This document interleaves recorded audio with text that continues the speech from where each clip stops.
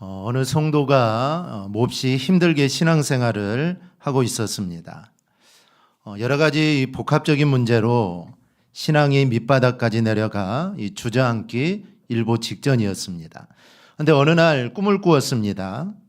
꿈에 보니 자신이 엄청나게 큰 십자가를 지고 가는데 너무 힘들어 끙끙거리며 이 비짓땀을 흘리고 있었습니다.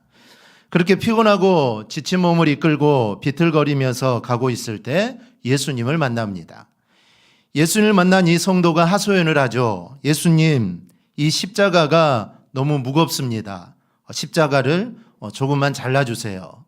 그러자 예수님께서 그 성도를 바라보시더니 십자가를 조금 잘라주었습니다. 조금 가벼워지긴 했지만 여전히 무겁다고 느껴져서 그는 또 예수님에게 십자가를 조금만 더 잘라주기를 부탁을 합니다. 그럴 때마다 예수님은 그 성도의 십자가를 조금씩 잘라주게 됩니다.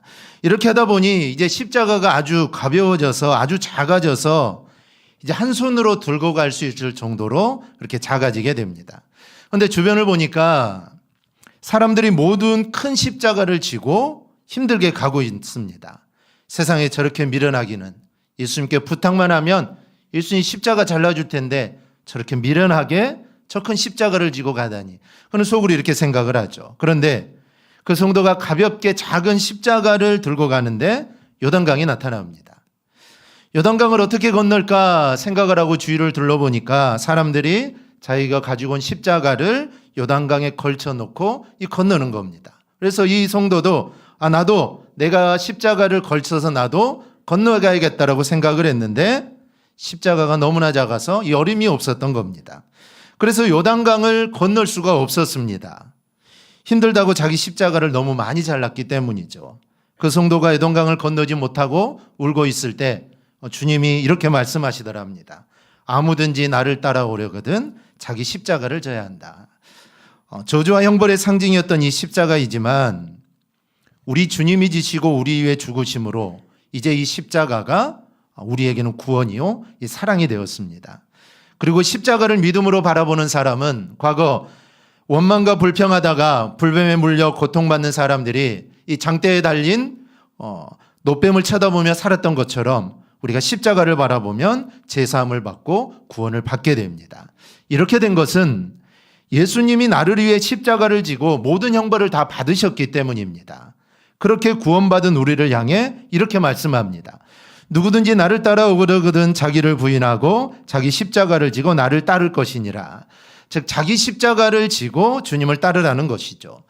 주님에게 십자가는 죽음이었습니다. 주님이 십자가를 진다는 것은 죽는 것을 의미하죠. 그런데 그 주님이 우리에게 십자가를 지라는 겁니다. 그러면 그 십자가는 우리에게 어떤 의미가 있을까요?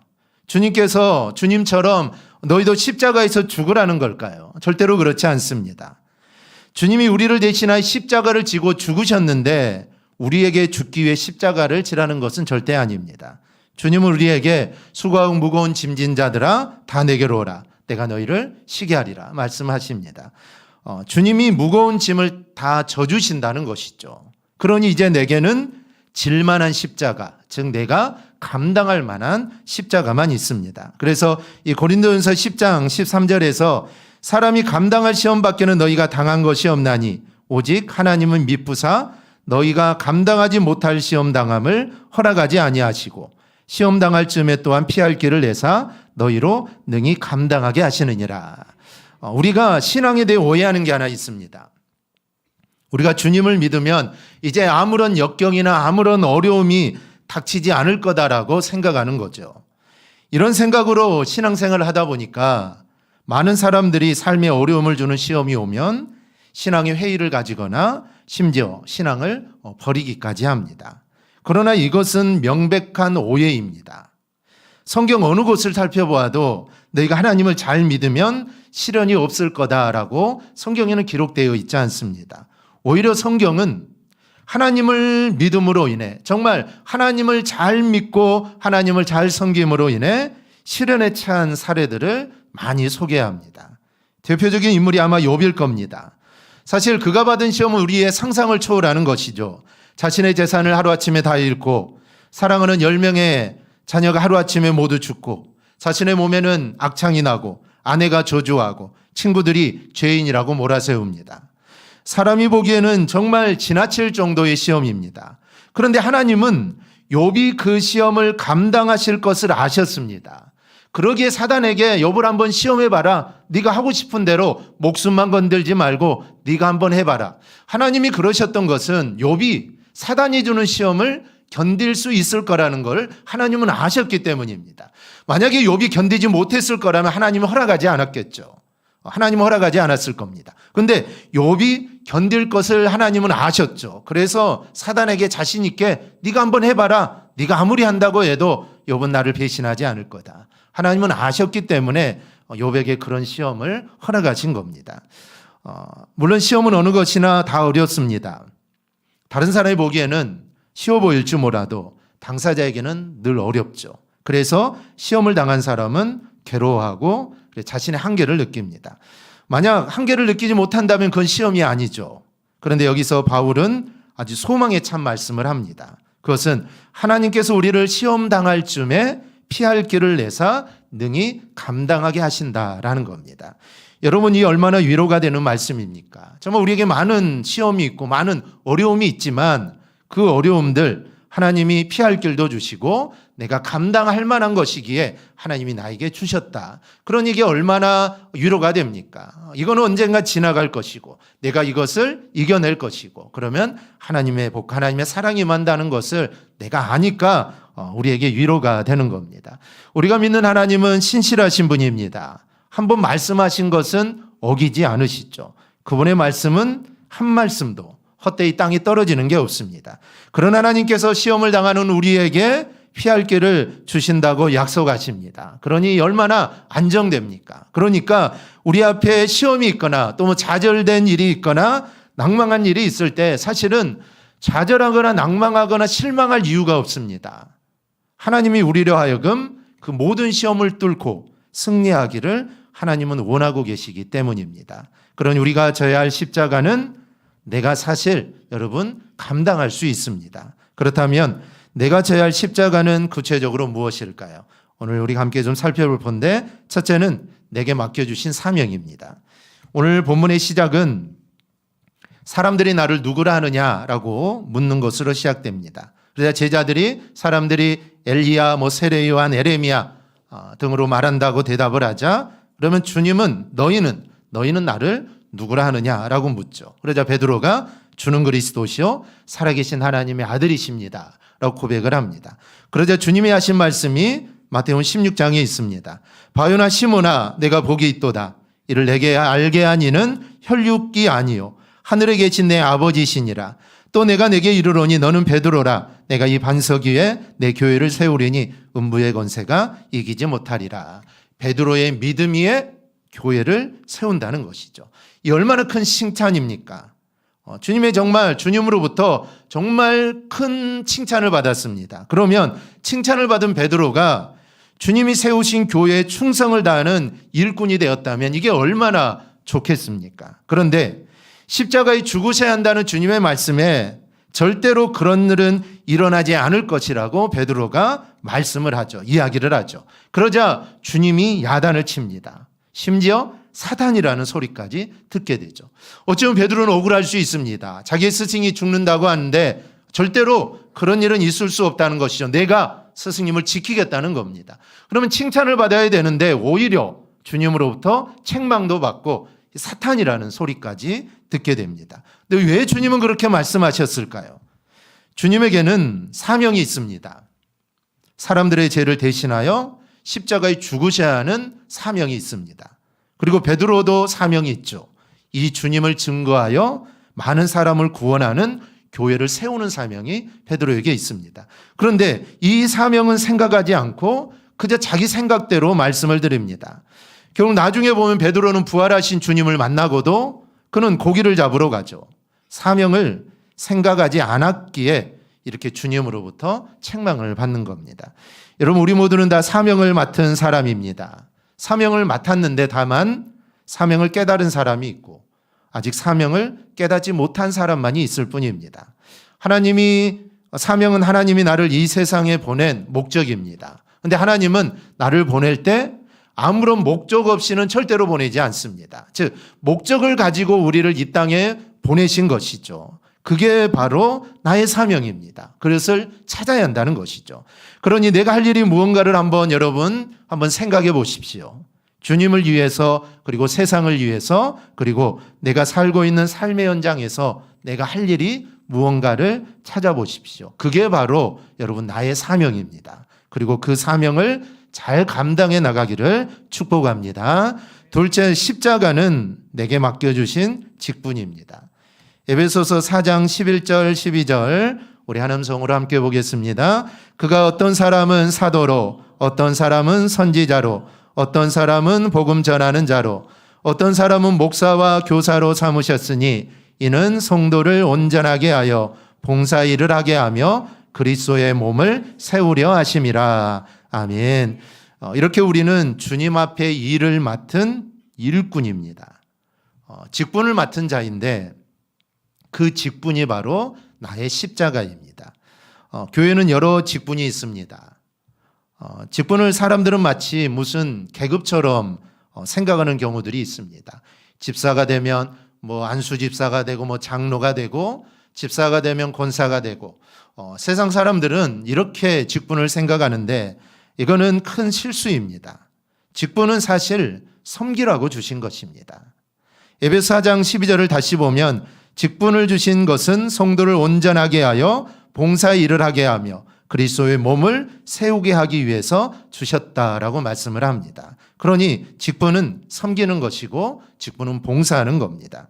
자신을 드러내고 자신을 자랑하는 자리가 절대로 아닙니다. 그렇다면 나는 이 직분을 어떻게 감당하고 있는가 한번 생각해 봐야 합니다. 이 주기철 목사님이 남긴 고난의 명상에 이렇게 나와 말씀합니다. 주님을 위하여 오는 고난을 내가 이제 피하였다가 이 다음 내 무슨 낯으로 주님을 대하오리까? 주님을 위하여 이제 당하는 수혹을 내 피하였다가 주님이 너는 내 이름으로 평안과 즐거움은 다 받아 누리고 고난의 자는 어찌하고 왔느냐고 물으시면 나는 무슨 말로 대답하랴?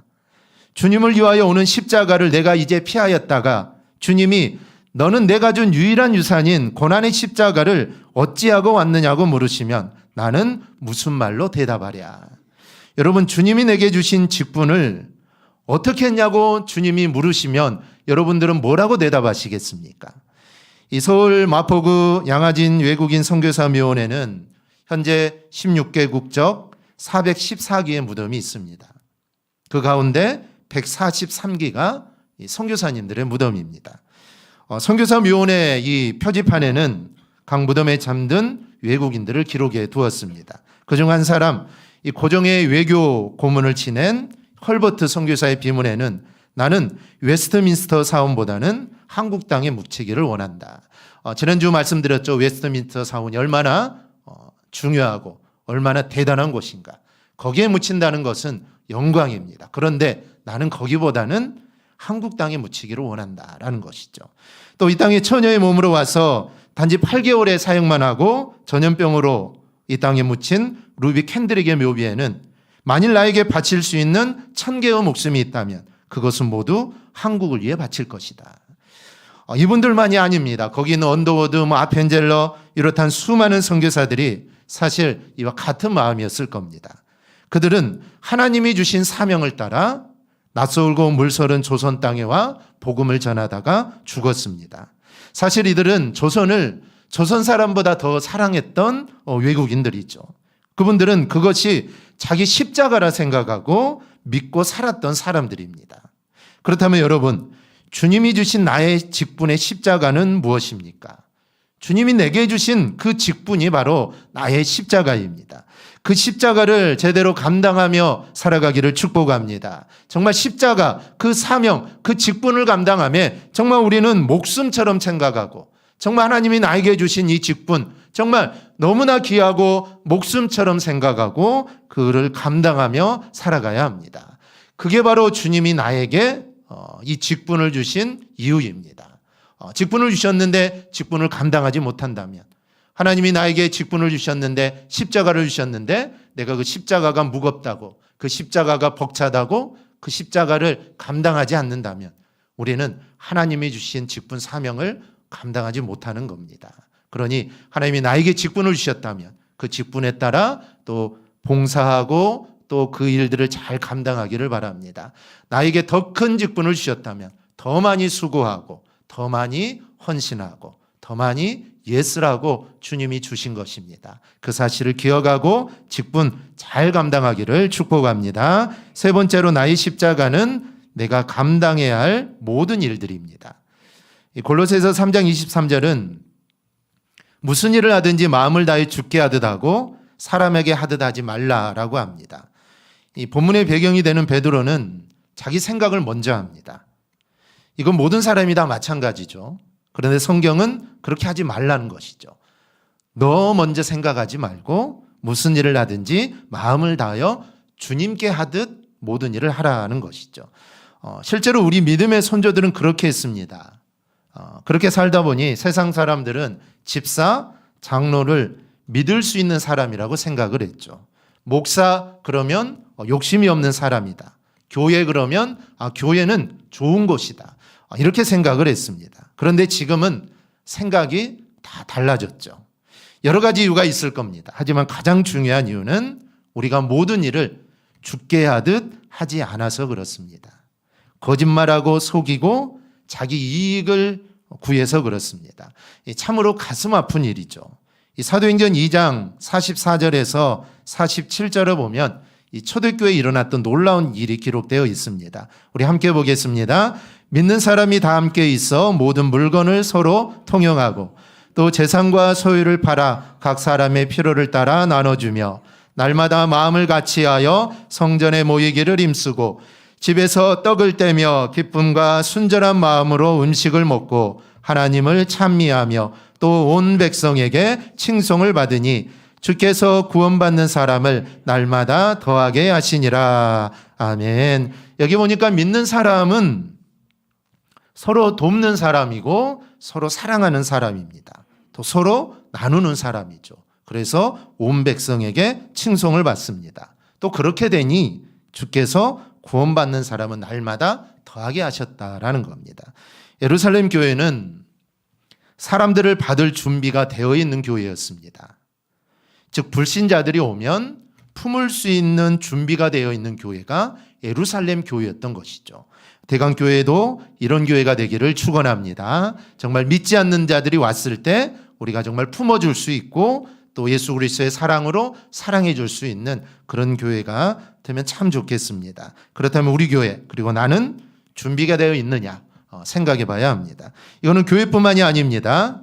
나는 내 주변 또 내 직장 사람들 그리고 내 이웃을 품어줄 수 있는 준비가 되어 있느냐라는 것이죠. 이 마태복음 25장을 보면 하나님은 우리 모두에게 달란트를 맡겼다라고 합니다. 이 모든 것은 내가 감당해야 할 것, 즉 십자가와 같은 것이죠. 어떤 사람에게는 5달란트를 맡겼을 수도 있고 2달란트, 1달란트 각자 다를 것입니다. 하지만 그 모든 것은 내가 져야 할 십자가라는 것이죠. 그렇다면 나는 내가 맡은 모든 일을 어떻게 하고 있느냐라는 겁니다. 주님은 손에 쟁기를 잡고 뒤를 돌아보는 자는 하나님의 나라에 합당하지 않는다라고 말씀하십니다. 여기서 뒤돌아본다는 게 뭘까요? 원망하고 못한다고 하고 대충하고 남을 비난하고 탐하는 것들입니다. 그렇게 해서는 안 된다는 것이죠. 그래서 지금 내가 어떤 일을 하든지 내가 가정이든지 아니면 직장이든지 사업장이든지 그곳이 어디든지 내가 감당해야 할 그 일이 바로 나의 십자가입니다. 우리 성도는 교회 일, 세상 일 사실 구분해서는 안 됩니다. 교회 일은 선한 일이고 세상 일은 그냥 아무렇게도 해야 된다. 이건 아니라는 것이죠. 주님은 분명히 모든 일을 주께 하듯 하라라고 합니다. 이 모든 일에는 당연히 내가 일하는 직장도 있을 것이고 학교 생활하는 학교도 있을 것이고 가정도 있을 것이고 이 모든 일에는 모든 게 다 포함됩니다. 그 모든 일을 주님께 하듯 하라라는 것이죠. 공부할 때도 주님께 하듯 하고 일할 때도 아니면 내가 사업장의 주인이라면 그 일을 하고 또 직원들을 부리는 일도 모두 다 주께 하듯 하라. 주님께 하듯이 그런 마음을 가지고 모든 일을 다 하라라는 것입니다. 물론 쉬운 일은 아니겠죠. 쉬운 일은 아니지만 우리 주님은 그렇게 하라는 것이죠. 그게 내가 져야 할 십자가라는 겁니다. 그러기에 우리는 그 일에 늘 최선을 다해야 합니다. 하나님은 하나님이 주신 일에 최선을 다하는 사람을 결코 모른다고 하지 않습니다. 주님은 누구든지 제자의 이름으로 이 작은 자 중 하나에게 냉수 한 그릇이라도 주는 자는 내가 진실로 너희에게 이르노니 그 사람이 결단코 상을 잃지 아니하리라. 정말 냉수 한 그릇, 그 작은 것을 주는 것도 우리 하나님은 다 기억하신다는 겁니다. 그리고 상으로 갚아주신다는 것이죠. 주님은 우리가 주님을 위해 십자가를 진 것을 결코 잊지 않으십니다. 그러니 내가 십자가를 지는 모든 일들은 주님이 기억하시는 일이 되고 그 일들은 모두 다 가치 있는 일들입니다. 주님이 지신 십자가는 우리의 구원을 이루셨습니다. 주님이 십자가를 지지 않았다면, 십자가상에서 내려오셨다면 구원은 이루어지지 않았겠죠. 그런데 주님이 십자가를 지시고 십자가를 완료하셨기 때문에, 완전하게 이루셨기 때문에 그로 인해 우리가 구원을 받게 된 겁니다. 그러면 내가 지는 십자가는 어떤 일을 이룰까요? 내가 지는 십자가는 하나님의 일을 이루게 됩니다. 하나님이 맡겨주신 것이니까 그것은 하나님의 일이지 않습니까? 사명, 아니 교회의 직분, 세상의 일들 다 하나님이 나에게 맡겨주신 겁니다. 그러면 그 일을 하게 되면 그 일을 잘 감당하면 하나님의 일을 이루는 것입니다. 교회 안에서 선교하고 전도하고 교회 안에서 되어지는 일뿐만 아니라 우리 일터에서 가정에서 삶의 모습에 사는 모든 일들, 그 일들을 이루면 하나님의 일이 이루어지는 겁니다. 우리가 지는 십자가로 우리의 가정과 교회와 가정을 또 직장을 아름답게 합니다. 그렇다면 이 십자가 져야만 하는 사실 가치 있는 것들 아닙니까? 지금 하나님이 나에게 주신 십자가를 여러분 어떻게 지고 있습니까? 잘 지고 계십니까? 아니면 귀찮다고, 아니면 번거롭다고, 아니면 하기 싫다고 내려놓고 있지는 않습니까? 만약 그렇다면 이 시간 회개하고 주님 앞에 다시 서서 주님이 허락한 나의 십자가를 지고 주님을 따르는 성도들이 되기를 바랍니다. 그리하여 하나님의 일을 이루는 하나님의 신실한 일꾼들이 되기를 주님의 이름으로 축원합니다. 아멘. 우리 함께 찬양하겠습니다.